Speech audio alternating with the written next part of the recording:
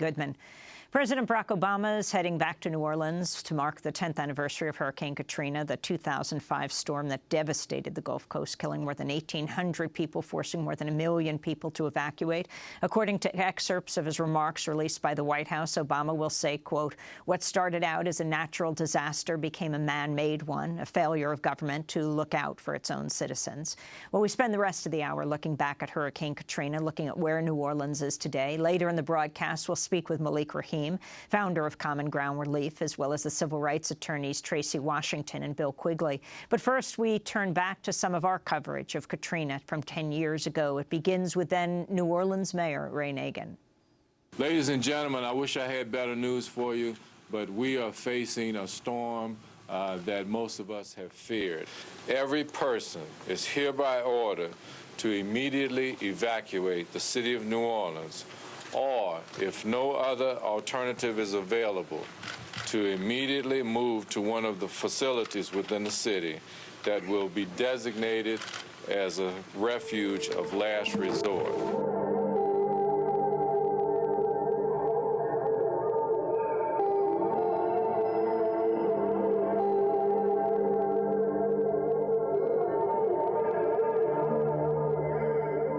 New Orleans and the Gulf Coast region remain in a state of catastrophe following the devastating Hurricane Katrina. At least 80% of New Orleans is underwater. The city has no electricity and little drinkable water. Officials say New Orleans will be uninhabitable for weeks. On Tuesday, 2 levees broke, flooding areas of the city that appeared to survive the storm. This is a national disaster.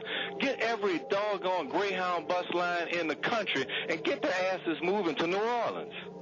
That's their thinking small, man, and this is a major, major, major deal. Talking about tens of thousands of people who are left behind, and those are the sickest, the oldest, poorest, the youngest, the people with disabilities and the like, and the plan was that everybody should leave. Well, you can't leave if you're in a hospital. You can't leave if you're a nurse. You can't leave if you're a patient. You can't leave if you're in a nursing home. You can't leave if you don't have a card.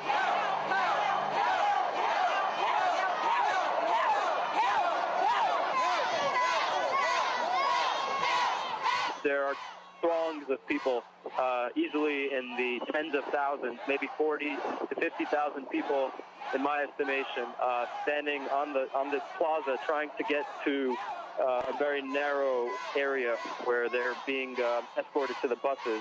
I haven't seen one bus leave yet. Please, babe. 6 and 8 months. Let people just walking past us. No food, no water, no nothing. Whatever we had, we've been taking it. That's the only way we could survive. They got the food right here. Let me show you right here. Oh, look, right here. Look. They won't give us the nuts. Look. Open the gate right there. Look. They won't give us nuts. We ain't drinking no ice water, nothing. This is not about low income. It's not about rich people, poor people. It's about people. Nobody wants to hurt anybody in the city. Nobody wants to hurt these people who have these businesses.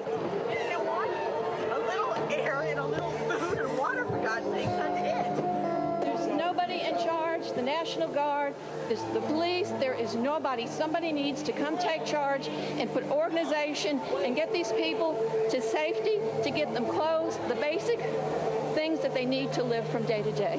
What, we've been people being killed down here. People, some of their bodies were just lying out in the street. They were shooting each other. The military was shooting. One of my neighbors said the military guy shot at him. So that's what made me not want to come down here. Federal relief officials have played almost no role. The head of FEMA, Michael Brown, admitted on CNN last night his agency didn't even know that thousands of hungry refugees were inside the convention center. Residents continue to break into stores in search of everything from food and water to guns to luxury items. Nobody here but us, and we just got to look out for one another. All your politicians, they want to get on TV, talking about they're feeding this person, feeding that person. We ain't seen nothing over there yet. The White House announced it would have zero tolerance for looters, even for those taking essential items needed to stay alive.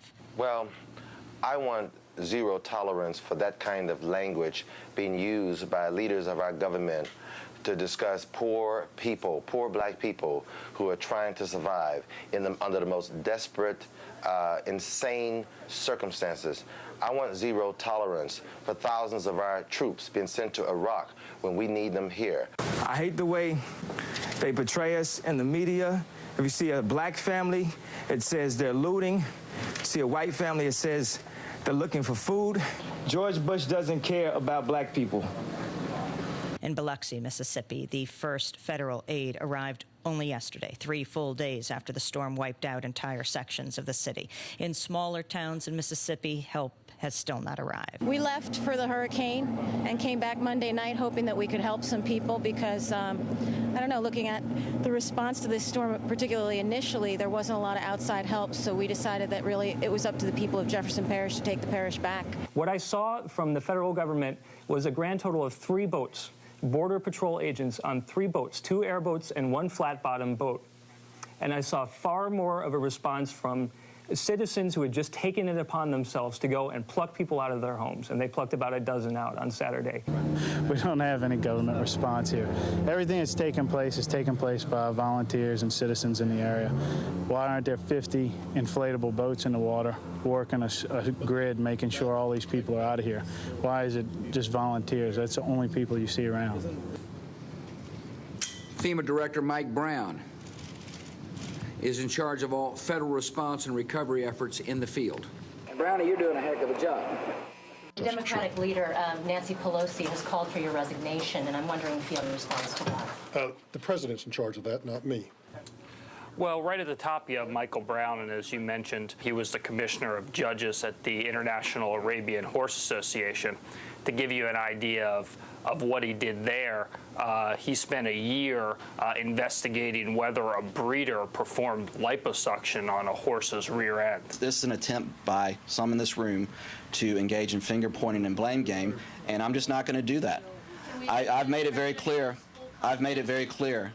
And the president spoke about him last week, and his comments stand in terms of what he said about the great work that they've been doing round the clock, 24 hours a day, to help people on the ground. That was the former spokesperson for George W. Bush, Scott McClelland. Excerpts of Democracy Now!'s coverage of Hurricane Katrina 10 years ago. The 2005 storm devastated the Gulf Coast, killing 1,800 people, forcing more than 1 million people to evacuate.